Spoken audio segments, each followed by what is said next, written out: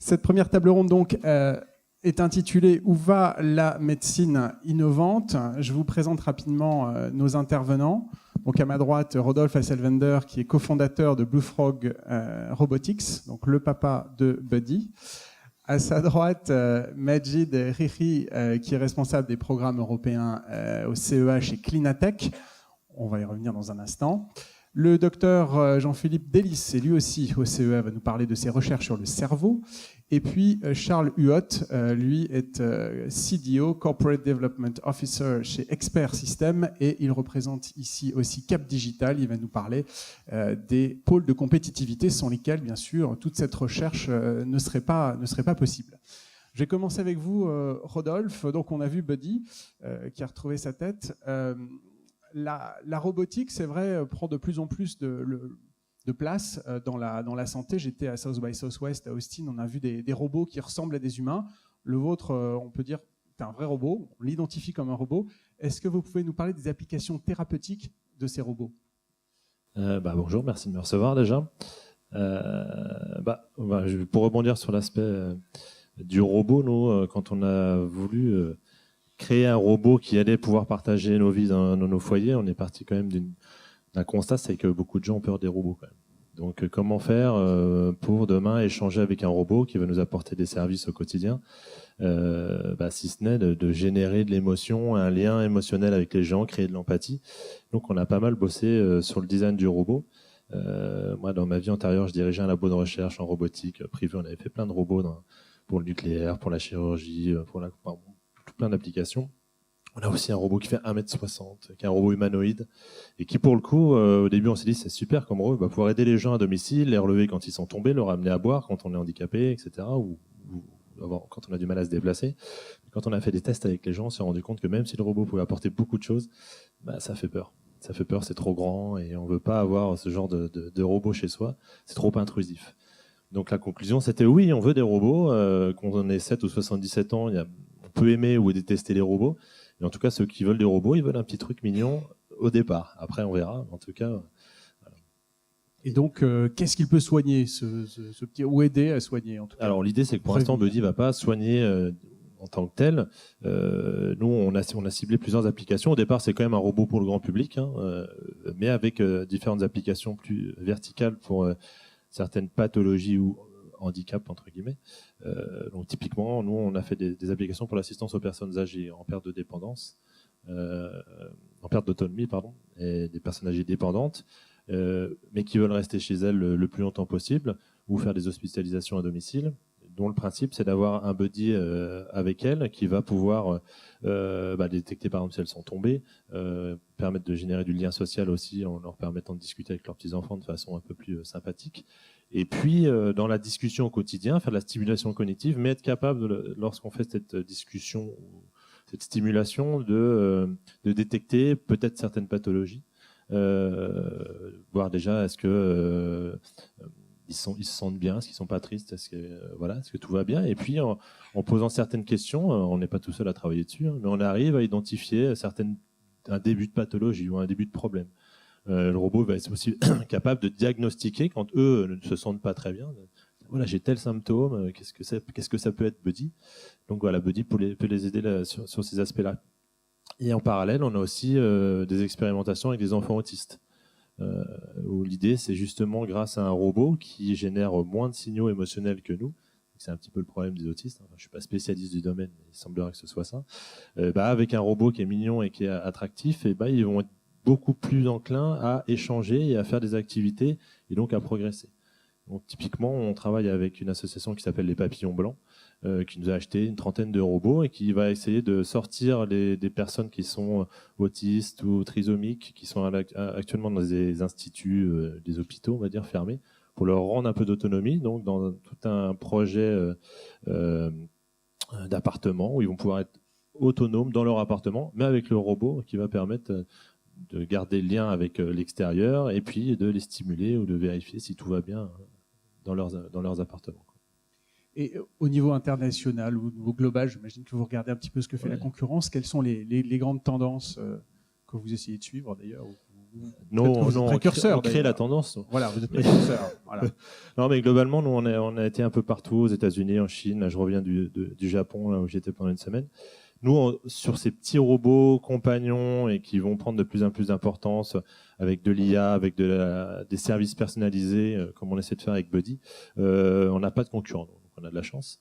Mais par contre, si on sort un petit peu du cadre du robot compagnon, on voit que les tendances autour de la robotique, comme on a dit tout à l'heure, ça va être en effet tout ce qui va être exosquelette. On commence à avoir des choses qui fonctionnent vraiment bien, qui sont de moins en moins chères et de plus en plus facile à utiliser. On va avoir aussi tout ce qui est impression 3D. C'est-à-dire demain, je ne suis pas chirurgien ou médecin, mais demain, on pourra, avant d'opérer un patient, imprimer en 3D les organes de ce patient sur lequel on va travailler, s'entraîner avant, voir quel geste je vais faire, avant de pouvoir le faire concrètement en réel sur le patient. Donc ça, c'est en cours, hein, mais c'est des choses qui arrivent. Je pense que c'est vraiment les choses qui sont les plus importantes. Après, on a bien sûr les robots de chirurgie, mais ça commence. Enfin, c'est pas tout nouveau, même s'il y en a de plus en plus. Et puis les prothèses qui deviennent de plus en plus abordables, notamment encore grâce aux imprimantes 3D. Et vous pouvez maintenant trouver des prothèses qui coûtent 50 € à imprimer sur sa petite imprimante et qui sont en plus sympas. Juste pour la petite parenthèse, je termine, mais il y a une petite start-up américaine qui a juste repris les concepts de Marvel et qui, du coup, imprime des super-héros. Des prothèses aux couleurs de super-héros. Donc, et du coup, les enfants sont super contents. Alors, c'est sûr, ça ne ressemble pas à des prothèses de main qui ressemblent aux nôtres, mais c'est encore plus marrant pour eux parce que voilà, ils sont Superman ou je sais pas quoi. Donc, c'est d'ailleurs le prix de la NetExplo, je crois, hein, 2016, voilà, une start-up colombienne où les enfants dessinent leurs propres prothèses, ce qui facilite énormément l'adoption. On va passer à Clinatech. D'ailleurs, un petit hommage au docteur Astrid Astier qui devait être parmi nous ce soir. Alors, on voulait plus de femmes lors de cette conférence. Ça a été ouvert par une femme, sera conclu par une femme, mais petit hommage à Astrid qui nous a gentiment orienté vers Majid Rihri, qui est docteur lui aussi. Monsieur Rihri, docteur Rihri, vous vous occupez plus de plateformes robotisées, on peut dire ça comme ça, c'est l'hôpital du XXIe siècle. Qu'est-ce que vous faites à Grenoble ? À Grenoble, on fait plein de choses. Donc en fait, je suis au CEA Grenoble et on a démarré il y a quelques années une expérience en fait qui est passionnante, on trouve, et qui part du concept que beaucoup ont fait que la science, la technologie, la recherche avancent très vite, que les personnes travaillent très souvent dans leur coin et c'est au hasard des rencontres qu'on peut avoir des synergies. Une de nos préoccupations était de casser ces silos ou en tout cas de les rejoindre sous un seul toit. Et ce toit-là, c'est Clinatech, donc qui fait partie du CEA Grenoble, mais qui est une expérience en collaboration avec l'hôpital universitaire de Grenoble, l'université et l'INSERM pour avoir sous un même toit des spécialistes en informatique, en mathématiques, en biologie et évidemment en ingénierie. On a pu avoir quelques roboticiens de Paris-Saclay qui sont venus chez nous. Et l'idée, en tout cas notre cœur de métier, c'est de pouvoir promouvoir le développement de dispositifs médicaux en se basant sur plusieurs paramètres. Le premier est le besoin des patients. Quelles sont les maladies ou les conditions pathologiques qui ont besoin d'un support de dispositif médical. Et le deuxième, qui est un petit peu différent de l'approche qu'on peut avoir dans la recherche académique, c'est de mettre des filtres ou des conditions qui sont très proches de l'industrialisation. Donc de se mettre des objectifs d'industrialisation dès le départ. C'est une façon de choisir nos projets.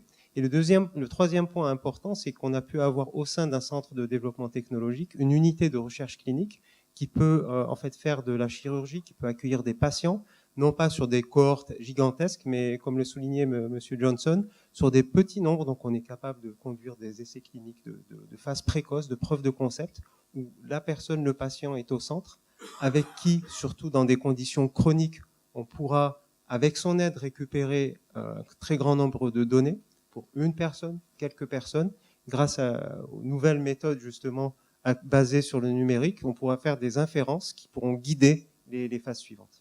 Parlez-nous concrètement de projets de développement. Qu'est-ce que vous faites ? Comme on dit, une photo vaut mieux que 1000 images, on fait ça. Donc je vous montre, on pourra discuter par la suite. Un de nos champs d'application, en fait, c'est l'utilisation en fait du pouvoir, du potentiel qu'a le cerveau de pouvoir émettre des ondes, de pouvoir émettre des signaux.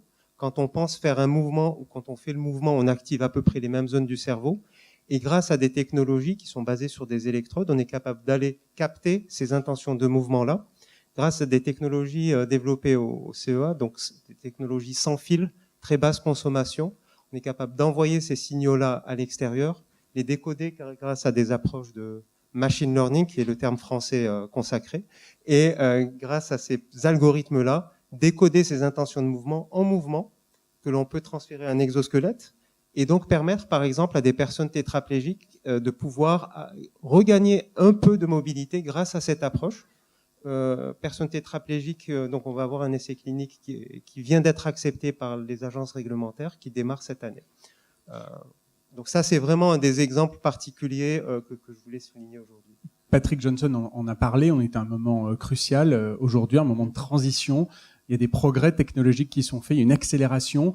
Vous, concrètement, comment est-ce que ça se passe, justement ? Bien, ça se passe à plusieurs niveaux. Donc, typiquement, dans cet essai clinique où on va décoder des signaux et des activités du cerveau, je dirais qu'il y a 5 ans, on n'aurait pas pu, en temps réel, décrypter une activité du cerveau qui indique le mouvement vers un effecteur. On peut le faire maintenant grâce à plusieurs choses. Des approches numériques, des approches de calcul, donc dont Cédric Villani parlait. On s'inspire, on fait du hacking de méthodes mathématiques, en particulier ce qu'on appelle la résolution de problèmes inverses, terme très technique qui veut dire qu'on arrive en fait à retrouver et recalculer des mouvements. Ça, il y a quelques années, c'était pas vraiment faisable. Merci, Dr Riri. Vous allez passer le micro à votre voisin de droite qui est lui aussi du CEA, Dr Jean-Philippe Delis. Vous, par contre, vous êtes à Fontenay-aux-Roses et vous êtes à la direction de la recherche fondamentale. Donc là, vous vous occupez du cerveau, mais plus en tant que fondamental. Vous reliez finalement le vivant, les cellules avec des supercalculateurs. Oui, c'est-à-dire que c'est un peu l'approche inverse de ce qui vient d'être montré là, c'est-à-dire qu'à Clinatech, ils ont une grosse plateforme et ils vont jusqu'à l'exosquelette. Et ça, c'est la puissance du CEA, d'être capable de collaborer avec l'industrie et de faire des grosses plateformes. Et nous, on avait déjà une autre type de plateforme et on va aller vers l'intelligence et les systèmes virtuels pour exploiter cette puissance. Et d'ailleurs, on a discuté avant et on se rejoint, donc on va pas tarder à recollaborer grâce à ça. Et l'idée qu'on a eue, c'était de dire que face aux maladies qu'on a, et au départ, j'étais plus sur les maladies à prions, maintenant maladie Alzheimer, parce que ce sont à chaque fois des maladies qui détruisent le cerveau, c'est comment peut-on faire pour permettre une reconstruction, pour permettre des thérapies, pour empêcher l'avènement de cette maladie, et on est extrêmement démunis. Vous avez compris qu'il n'y a pas de traitement, que les industriels arrêtent dans certains cas en disant mais finalement les hypothèses qu'il y a sont fausses, ça ne va pas. Donc on a besoin de modèles.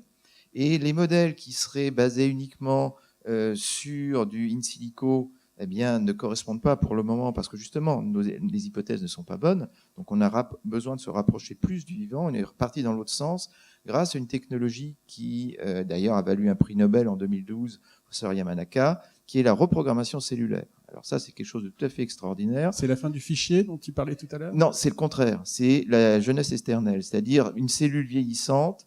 Vous lui donnez un signal transitoire avec 4 gènes que vous reprogrammez et elle oublie qu'elle est vieille et retrouve sa jeunesse. Donc vous résolvez le problème évidemment des prélèvements d'embryons, etc. Puisque si vous partez de cellules âgées, vous partez de vos propres cellules. Donc potentiellement, vous ouvrez la porte à la médecine régénérative, vous ouvrez la porte à plein de choses, bien évidemment. De crème.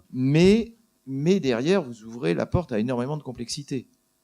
Donc si vous restez en plus à l'échelle de la cellule, vous êtes très loin de la vraie vie. Nous sommes en 3 dimensions, nous ne sommes pas cultivés en 2 dimensions dans une boîte. Et ce qui se passe, c'est que et grâce à cette technologie, on peut aller plus loin et créer ce qu'on appelle des organoïdes, donc des mini-organes.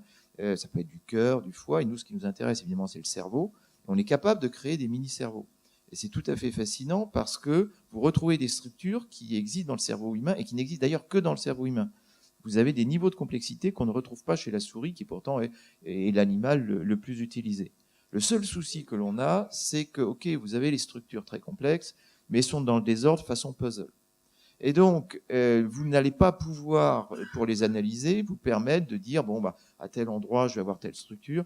Donc, il va falloir appréhender cette complexité. Si vous n'avez pas les moyens, et cette fois-ci, vous voyez tout de suite où j'en viens avec le numérique, si vous n'avez pas la puissance de collecter toute cette information et ensuite de jongler avec, ça ne nous sert à rien. Donc, c'est là, et donc on a utilisé notamment l'intérêt des projets d'investissement d'avenir, des pôles de compétitivité qui permettent de trouver les projets les plus intéressants et de les diriger dans un certain sens. Et bien, on a répondu à un appel d'offres qui justement proposait de faire le lien entre supercalculateurs, simulation numérique et application, puisqu'on a des supercalculateurs en France. Qu'est-ce qu'on peut faire dans le biomédical ? Donc pour le moment, on fait beaucoup de choses en aéronautique, pour les voitures, etc. Mais eh bien, c'est le premier projet de ce type-là dans le biomédical, donc, qui s'appelle 3D Neurosecure, qui est d'ailleurs porté par un industriel qui a participé à l'organisation de ce colloque. Hein. Donc voilà, il y a une certaine logique. Il n'y a pas que le CEA. Et derrière, le but de ce projet, eh bien, c'est de récupérer toutes ces informations et d'être capable de faire du screening au débit de nouvelles molécules et derrière d'avoir une intelligence collaborative entre experts, parce que ce que vous a dit Patrick Johnson est tout à fait vrai, nous n'avons pas tout le monde au même endroit, nous avons des cerveaux experts dans les différentes parties du monde, et la capacité à distance de faire tourner ces supercalculateurs entre gens qui ne sont pas des spécialistes de supercalculateurs, eh bien c'est ça le challenge du projet.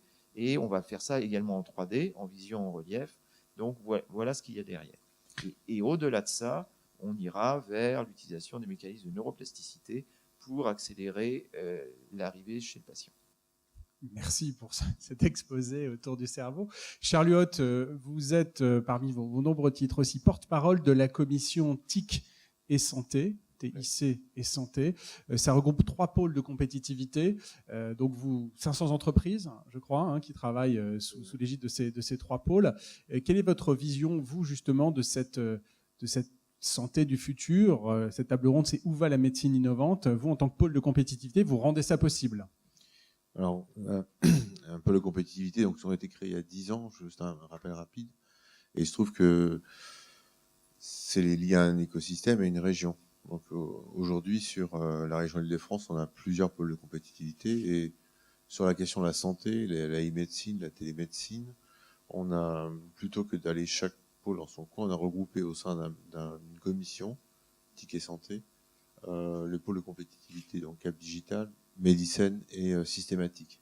Donc ça nous permet d'identifier des thèmes qui sont peut-être un peu moins technologiques, et qui sont des thèmes sur, par exemple, l'usage du big data en santé, la notion des marqueurs en santé, les marqueurs, les biomarqueurs, ou bien les modèles économiques qui sont associés à la santé.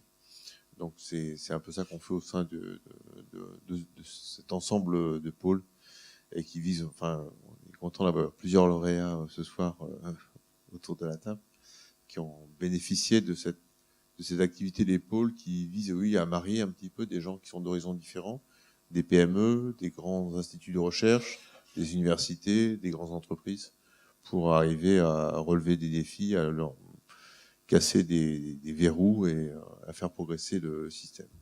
J'ai envie de parler, pour terminer cette table ronde, aussi du patient. On n'en a pas encore beaucoup parlé. On parle beaucoup de data. Qu'est-ce qu'on en fait de ces data? Où en est-on en France, justement, sur cette question? Alors ça, c'est un des grands projets qui m'intéresse en ce moment et qui intéresse la commission. Donc on s'est associé avec la FING, qui est la Fédération Internet Nouvelle Génération, pour lancer un programme qui s'appelle Blue Button à la française. Donc pour certains d'entre vous, vous connaissez déjà le Blue Button, c'est cette idée qui a été développée aux États-Unis en 2011 de rendre aux patients les données que vous possédez sur lui. Donc parce qu'on parle beaucoup de technologie, on parle beaucoup de médecine. Au cœur de tout ça, il y a le patient. 40% de sa santé dépend de tout un tas de paramètres médicaux, et puis 60% dépendent de tout un tas d'autres choses.